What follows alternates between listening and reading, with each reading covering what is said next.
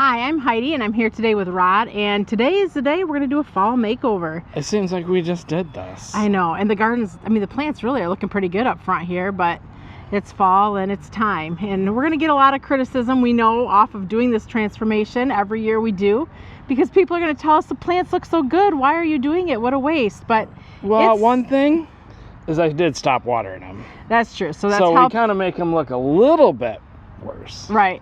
Well, and it's the beginning of October, and we're ready. We're ready for fall. We're ready for the looks of fall. We're ready for the plants for fall. We could have frost here in 15 days, roughly. Right. So we want to be proactive in getting rid of the annuals while we still have time to enjoy our fall plants. So Rod's going to go ahead and get this transformation started. So let's do it. We're going to go ahead and take a look at how this process works. Basically, he's lifting up the foliage and looking for the main stem, cutting it there with the scissors. Basically what we have here is a pot within a pot, and that's how we plant them up. That way we don't have to dig in the rocks every year. So he's taking the foliage and he's just rolling it up like carpet and trimming each of these stems. I gave him some pretty quality scissors, so they're not working super great. So let me go in and grab some new ones. All right, now that I got him some sharper scissors, we'll see if this works a little bit better. There we go. All right, just rolling it up, pulling the drippers out as he goes until he gets up to the next one. Giving it a little snip. I probably should have brought out some pruners, but they're all at the greenhouse. Typically the scissors do work pretty good though. So you can see these petunias are over 3 foot wide. There was one 4.5-inch pot that was planted into each of these 10-inch pots. So that is some pretty aggressive growth on each of these plants. In the past, we've taken a tape measure to actually measure the whole width of it, and yeah, it was over 3 foot. It was amazing. So now he's just taking the rolled up ball of foliage and he's gonna pick it up and throw it away. This makes for quick and easy fall cleanup, that is for sure. And because they do grow into one another, it helps kind of create just one mass of foliage opposed to each plant being individual. Check that out. That is some major foliage. Nothing looks pretty when you're looking at the underside of it. 5 Super Petunia bubble gums are going to nearly fill up this garbage can. That is just crazy. So these plants were watered every day. They're on drip irrigation, and then once a week they get fed with water soluble fertilizer. So taking a closer look here at how we do this, about every 3.5 to 4 foot we buried a pot in the ground. That just always stays there. Then we have a secondary pot that's the same size that we set inside of the one that's essentially the placeholder. So we took our 10-inch pot, filled it with soil, and we planted one 4.5-inch pot into each of these containers. Then we just dropped it into the pot, that's the space saver, put a dripper into it, and voila, that's all that we did. Super easy. The biggest thing is to remember to keep your annuals watered regularly and to feed them once a week. The saying is, feed them and they'll be fabulous. All right, so now we're heading over here to the next area, and it's the same process, just taking that foliage and rolling it along, snipping each of the stems when we get to the next pot that's buried. And the thing that I think too is quite remarkable is how clean it is underneath of this foliage. Like if you look at those rocks, they're perfectly clean. There's no mess at all underneath of them. So that's really nice. So not only is it a quick and easy cleanup, there's really no cleanup underneath that original foliage. So Super Petunia bubblegum does not come from seeds. It is a vegetative plant, which means that it started off from a cutting off of the mother plant or the original plant. So the plants, when they go to 4-star greenhouse, which is the home of proven winner annuals, they come in as an unrooted cutting. they then plant those plants into plugs and let them root out. And then that's what we buy in, are the little plugs that are rooted out. So those petunias, they were just so vigorous. You didn't even know we had rock in this landscape. And I know somebody's gonna comment right now like, oh, that lava rock is so ugly. It's not my favorite, I do agree, but it did come with a house and we just repurposed it and reused it. And that's the nice thing with those petunias, because they get so big, they cover it all up and you can't even see that the lava rock is there. So it's pretty easy. The next thing Rod's doing is he's disassembling these aqua pots, and these aqua pots, these are self-watering planters. So basically you can go about 5 to 7 days between needing to refill these planters. So we do have a drip line that goes into the spout, so they do get filled when the drippers are going, but certainly that's not enough to keep that pot full. So Rod does come once a week and refill through the fill tube to make for sure that there is plenty of water to get them through the week. So what he's doing right now is he obviously removed the foliage, and now he's kind of digging in there to get rid of any of the roots and such that are remaining. So typically we don't recommend reusing used potting soil, but the only situation when we do say, you know, hey, it's fine, is if you're gonna plant into these containers for the fall, like what we're doing here. So we're in West Michigan. We're gonna put garden mums and other fall plants into these containers. And there's not a lot of time in the season where these plants are gonna put on growth. Basically, we're just gonna like water these plants and that's all. They're not gonna grow or do a whole lot yet this fall, except for just be pretty. So with the aqua pot, with that soil in there, it's going to wick the water up to the plants to keep them watered. We don't really fertilize this time of year because the plants don't need fertilizer. So they're going to be in this pot for about 4 to 6 weeks, and then we're going to remove them because we are in West Michigan and we really are running out of time for our plants to be in planters. If this was a spring and we were planting into them, we definitely would recommend fresh new potting soil, because basically after you use that potting soil and your plants are in it, it's sucking up all the nutrients and there's not a lot left in that soil as far as nutrients. Plus there could be bugs in there from the previous season and even potentially diseases. So that's why in the spring we always use fresh potting soil, because we know our plants are going to be in there for 4 to 6 months growing. So we want to give them the best potential that they would have to look fabulous all summer long. So you can see here he took out more of that foliage and is removing any of the root matter that's left. He's taken it down to about 4 inches below the top of the pot. That'll give him enough room for him to get those mums planted in there. Now, I did mention that we are in West Michigan, and these aqua pots, as mentioned, have water reservoirs in them. So we are going to want to make sure once our fall season is done that we remove, again, the mums or whatever we plant into these along with the soil and the water, because we don't want to have these pots freeze and thaw through the winter, because that could potentially crack these ceramic pots. So it is important that if you do live in the north where you do get cold temperatures, that you do bring your aqua pots in for the winter so that they don't crack. Now, for those of you in the south, obviously, if you don't get a lot of freezing temperatures, you can leave them out all winter. And probably if you're in the south, you'll be growing something in them all winter as well. We're also removing our hanging baskets. Everything's got to go. We're doing a total fall transformation here.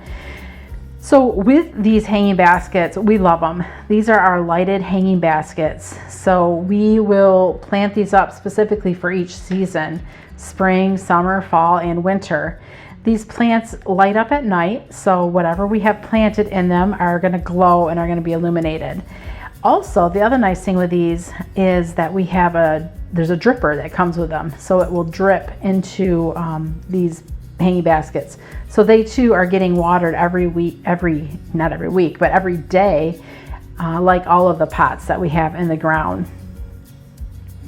So what do we do in the fall? We're going to put some mums in there. We'll probably put some heuchera in there. Just, you know, your nice fall foliage plants. And then in the winter, once we're ready to do the winter switch out, we're going to put in some cut evergreens along with some holly berries, maybe some dried hydrangeas, just, you know, things that you would use in your winter porch pot. We're going to use in these hanging baskets as well.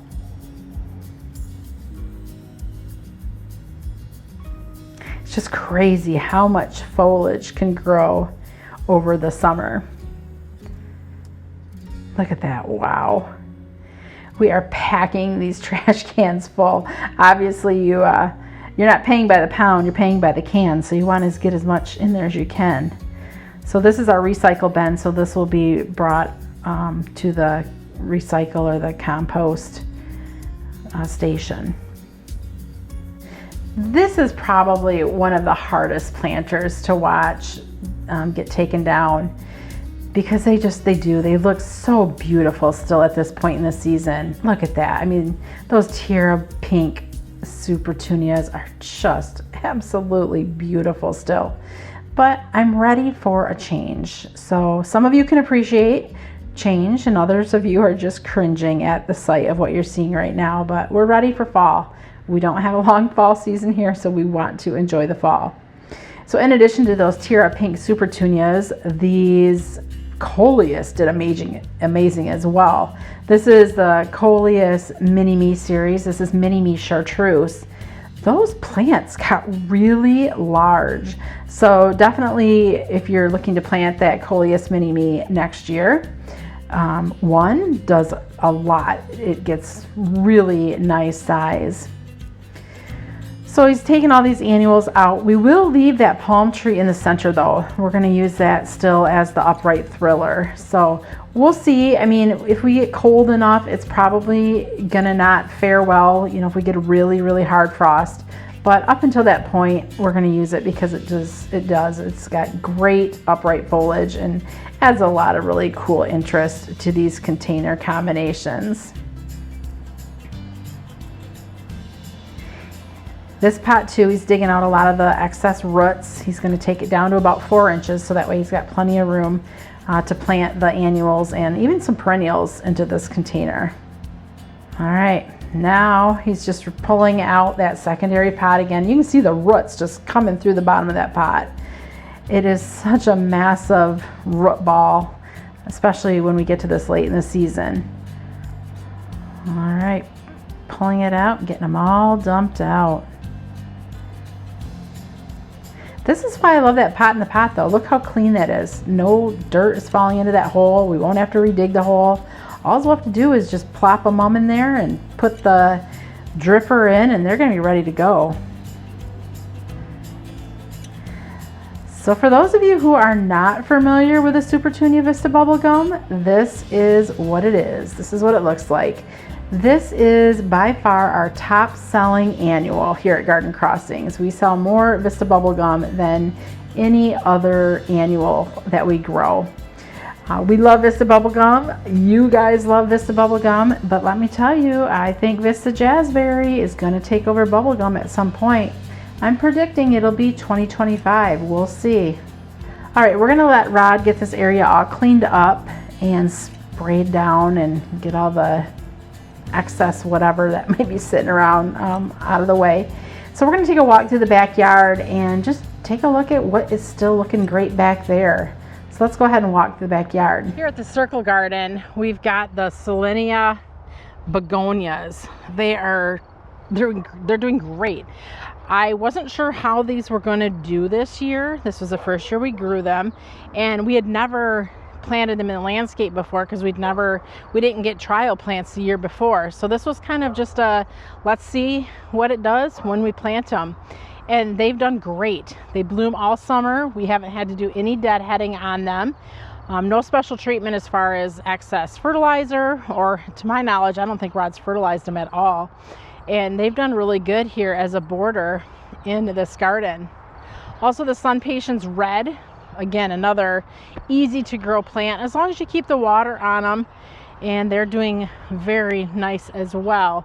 I just love the splash of color that Sun Patience give in the garden, and these are the compact series, so even for being compact, they're almost, well, they're probably about 20 inches tall, so quite a nice size plant. In the background there, the limelight is doing beautiful as well. Heading out to the butterfly garden, you'll see more Sun Patience. And I've said it before and I'll say it again. I love lining this bed with the white Sun Patience because it glows in the night. Once the sun has gone down, this garden just really looks very awake and alive with the bright white. And these are planted about 18 or so inches apart to get this border or framed in look, and they are hanging tight. These will be one of those plants that if we do get a frost here, they will let us know. They're going to turn black, and once they get a frost and start turning black, there's no going back. Like, you can't revive them. They're done. So these will probably get pulled out here in the next week or so, because it's better to get these things ripped out before they get frostbit than after. So once the frost bites them, they get really kind of mushy and slimy, and it's a lot harder to remove them than if you do it while they're still looking pretty fresh. Bobo hydrangeas have done their fall transition of color and are looking so pretty. Along the back of the garden bed, we did more Sun Patience. So you can see there's kind of a theme here in the garden, in the backyard anyhow, and the theme is Sun Patience. And the reason is all as we do is we do have underground sprinkling, so they do get hit every day with underground sprinkling, and they do their thing. They're happy, and I don't have to fuss over them or feed them or anything like that. I love the mass of color that they give us here in the garden. It's just fantastic. Now, we did a little bit earlier in the season have some deer that came and were munching. That didn't last long. We hardly ever see deer in these gardens, but they just happened to find us one day and started eating. So we sprayed these with Bob-X, and we haven't seen the deer again since. Now here is kind of interesting because this is the little patch where the deer were eating. I don't know if you can see it or not. Let's see if I can get... They're not quite as bushy as what the ones here were closer to the screen are, or further back. So they kind of are just a little bit more compact. Not much, but this is where the deer were eating. And then you can see right here, they get a little bit bigger, and that is where the deer were not. So the deer kind of did a little selective trimming for us. And interestingly enough, when the deer had eaten on them, it took most of the flowers off. That's how I noticed. At first I was like, why is the flowers like just not as flowery? And then I noticed the deer, and I would say within 3 days, maybe 4, they were back to flowering again. So there's a lot of buds underneath the current flowers. So these just, they just keep on putting out new flowers all summer long.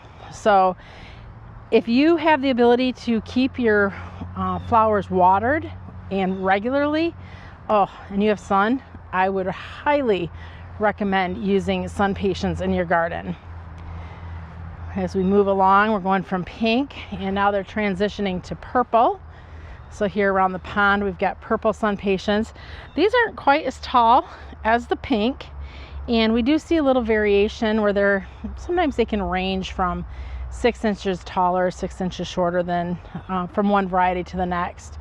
But just a great splash of color, creating a vibrant, beautiful border. For the most part, that's pretty much the majority of the annuals that we do poke in here in the backyard, because they're easy. And with this many gardens to maintain, it's nice to have things that are easy. Now here's one that's easy but different. This is a heliotrope. This actually is an annual, but it's come back now for I think this is the 3rd year that it's come back. So even though it's an annual, it's acting like a perennial, and you can see the pollinators love it. And a heliotrope is really nice because it's fragrant, so it smells really, really pretty. Now it is a little wild.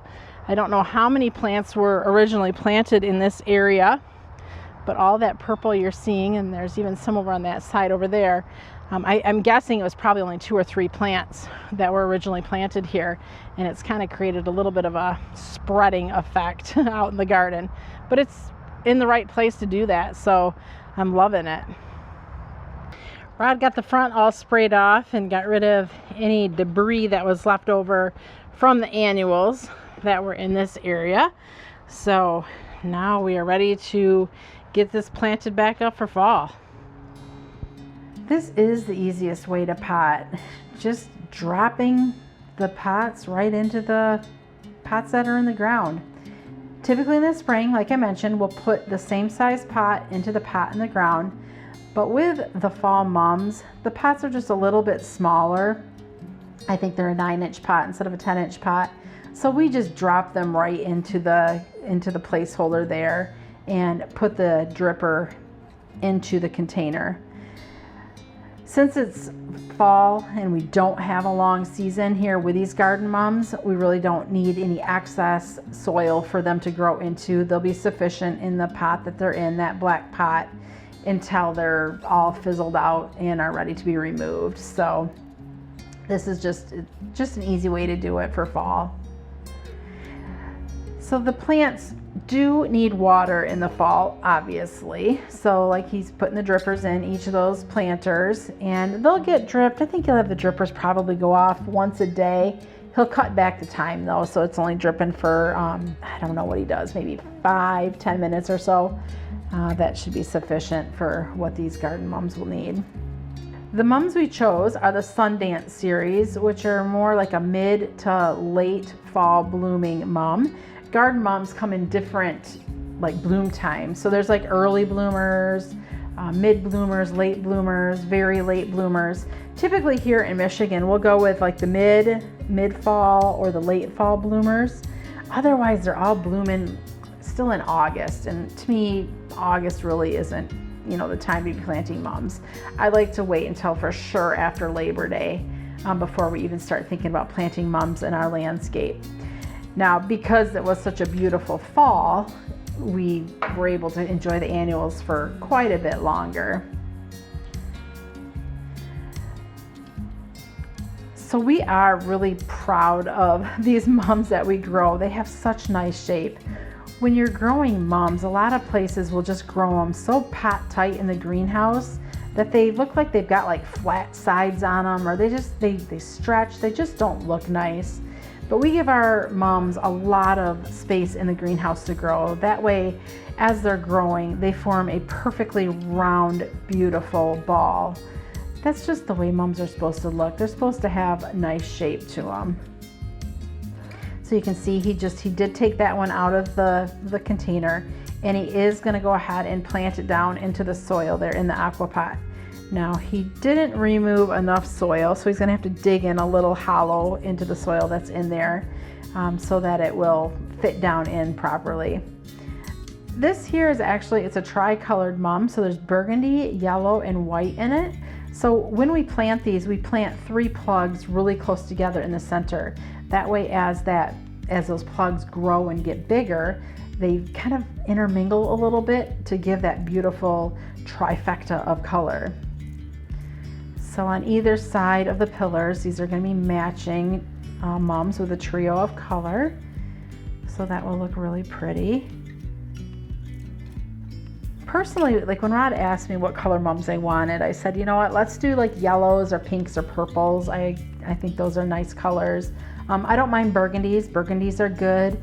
Typically, I don't tend to go with white mums because sometimes if they bloom too quickly or if they get hit by frost, they don't look the greatest, in my opinion.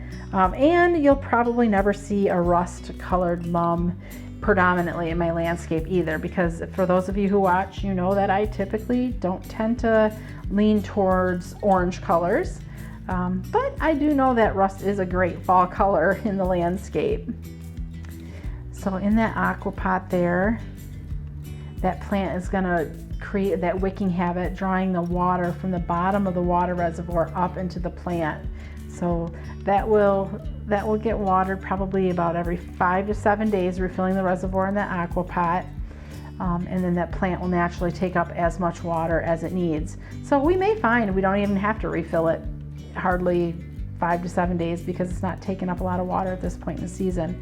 So we'll see. The warmer it is, the more it'll drink up. All right, now he's bringing on the hanging baskets. So you can see that dripper. He just moved that little dripper. That is the dripper that will drip these baskets every day when he turns the drippers. Well, they're on a timer, but every day when the drippers go off. So this is a nice mix of garden mums. There's some ivy in there. I think he's got some heuchera, some millet. Just a nice mix. Oh, even some marigolds and such. So just a nice mix of those fall looking annuals. Here's a second hanging basket. We can give you a close-up. You can see the ivy, the mums. Oh, you even got a little heuchera in there for some color, marigolds, and then that millet in the center there to give it some height, kind of a thriller. I love using foliage in these mixes as well. That heuchera wild rose, that's going to look really pretty. Oh, he's even got a little ajuga tucked in. So that again, it's not going to grow too much, but the foliage interest is really why we're using the ajuga in the container as well. So the ajuga and the heuchera we could pull out and use in the landscape afterward if we wanted to. Oh, and there's a heucherella, pretty. So we're gonna really start seeing the biggest pop of color once those mums start to flower up. So that'll be probably another week or so before we get a really big splash of color from those mums. So obviously the idea with putting the ivy in there is to give kind of a trailing feel to the hanging baskets. When I plant hanging baskets, you kind of go along with that thriller, filler, and spiller idea. Although, I mean, your thriller can't be super tall in a hanging basket because it's only got so much space, but we do like to try to incorporate that kind of pattern in all seasons. So even in the winter, I'll try to find some evergreens that are more trailing evergreens to give kind of that spilling look. These are going to be so pretty at night once those lights light them up. That's why I love having these hanging baskets. It's just, not only do they look beautiful during the day, but they just look so lovely at night as well. Rod did pre-place the plants here in the aquapot just to kind of see, you know, what kind of look he was going for. And you can see he's got a mix here of perennials along with annuals.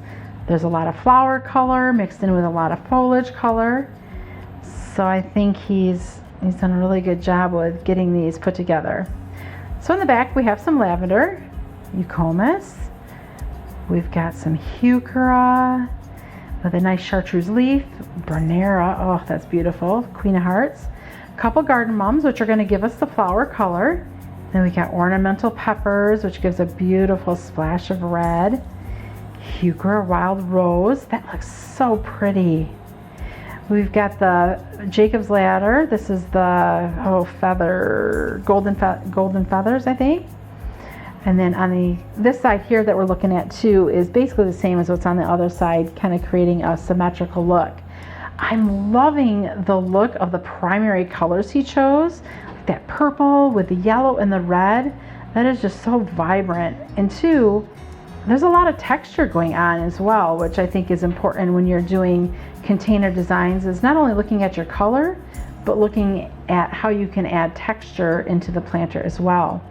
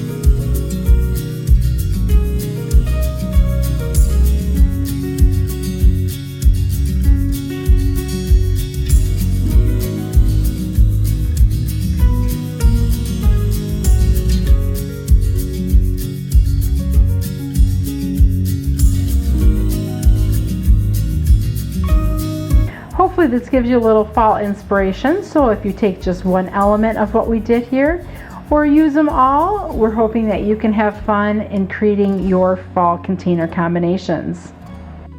Thanks for watching. If you have any questions or comments, please feel free to leave them in the comments below. I think you did a pretty good job transforming the landscape tonight, Well, and thank it looks you. gorgeous. So until our next video, thanks for watching. I'm Heidi And Rod. from Garden Crossings.